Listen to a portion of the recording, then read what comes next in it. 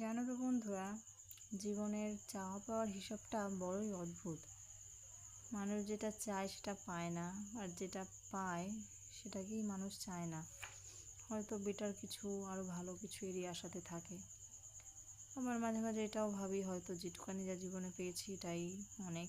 আমার থেকে অনেক হয়তো খারাপ পরিস্থিতিতে আছে, যারা দুবেলা ঠিক মতো খেতে পায় না, তাদের থেকে অন্তত ভালো রেখেছে ঠাকুর।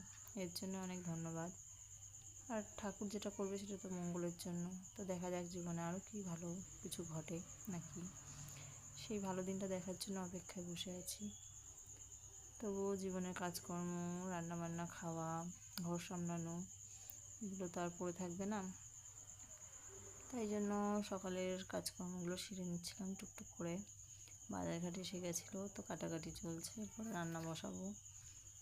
আর বাসনপত্র সকালে একবার ধুয়েছিলাম, কিন্তু সকালে খাওয়া দাওয়ার পরে আবার বেশ কয়েকটা জমে গেছিলো, সে কটাই ধুয়ে নিচ্ছিলাম। আর এই যে রান্না দেখছো প্রায় কষানো হয়ে গেছে, আলু দেবো, আলু দিয়েও ফেলেছি, এবার জল দেব।